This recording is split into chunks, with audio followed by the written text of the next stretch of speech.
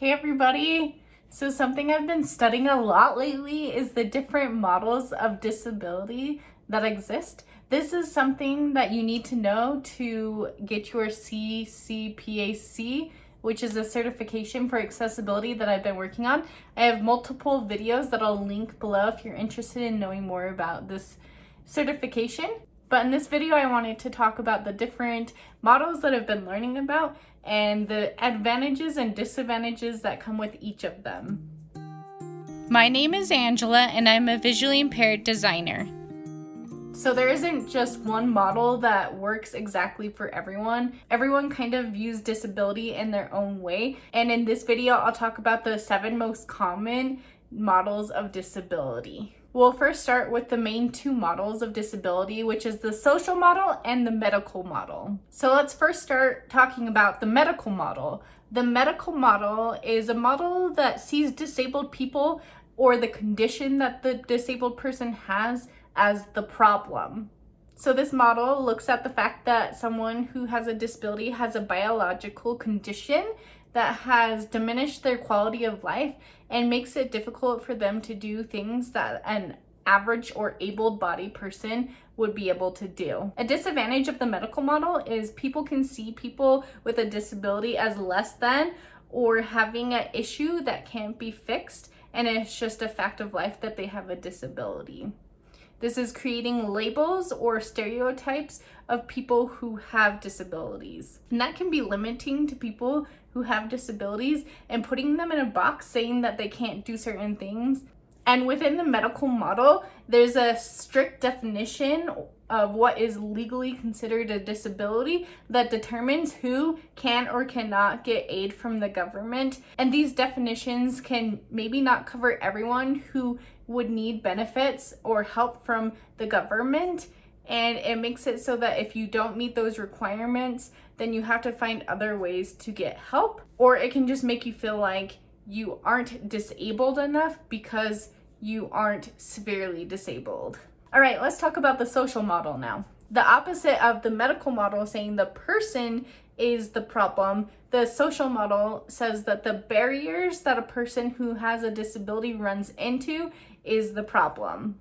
And inclusive designs can remove those barriers for people with disabilities, making it so that those people can face the same things that people who don't have a disability can. The social model really emphasizes the human rights of someone with a disability, that everyone should be created equal and should have equal opportunities to be able to do whatever they would like. And another great thing that comes out of the social model is that it provides an opportunity for professionals like designers, engineers, all sorts of different professionals to look at people with disabilities and seeing how they can make their designs or products work for people with disabilities along with people who don't have disabilities, and it lets them think creatively and finding new solutions they might have not thought of previously.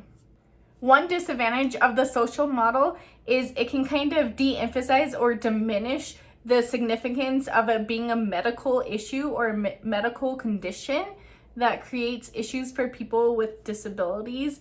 And so it focuses less on the person and more on the barriers and the social aspects of it. Whereas the medical model really focuses on the condition of it being a medical issue. And the argument is saying that it can make it more difficult for someone to accept their disability and own it, that they have this disability.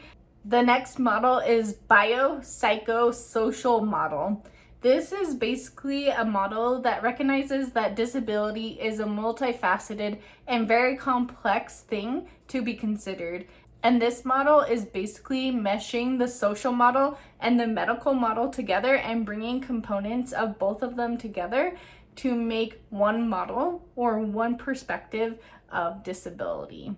The next model is the economic model, and the economic model focuses on the economical impact that it has on an individual along with the state and welfare programs. This model recognizes that disabilities impact the ability for someone to be able to work and to do the job that they need to be able to earn the money they need to pay for all of their bills.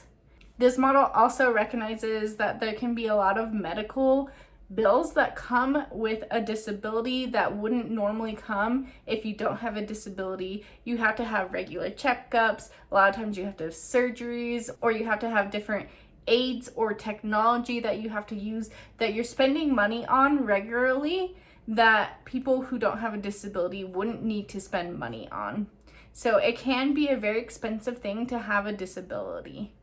And as mentioned earlier, if you don't meet the legal definition of a disability, you cannot get government help with all of these expenses that come with having a disability. And the economic model recognizes the challenges for those people who don't meet the legal definition of what a disability is, even though they probably still have a lot of those medical expenses, regardless of if they meet that legal requirement or not. The next model is the functional solution model. This model is related to the social model, and this model recognizes all of the functional impairments or issues that come up, and then they go and find a solution to fix those problems that are existing. This model really focuses on the solution rather than the problem, and being able to find a way to resolve those problems and make it benefit people with disabilities. The next model is the social identity model, and this is a model that recognizes that people with a disability might want to be in a social group where there are people with a similar or same disability as they do.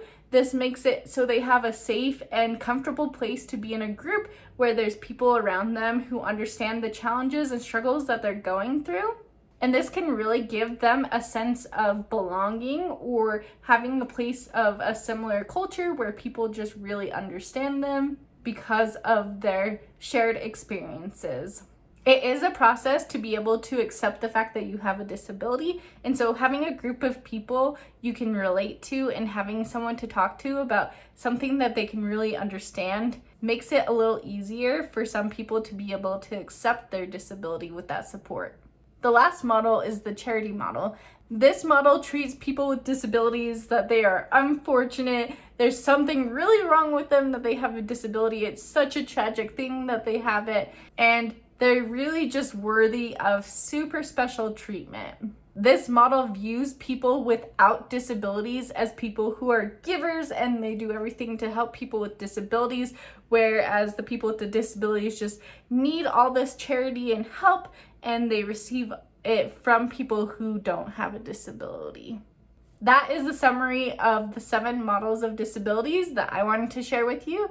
I hope that this video was helpful to you and you were able to learn a basic overview of some of the main disability models. If you found this video helpful, please give it a thumbs up so that I know that you enjoyed this video, and subscribe to my channel below if you want to see more content like this when it comes to disability and or design. I hope that you all have a fantastic week, and I will see you in the next video.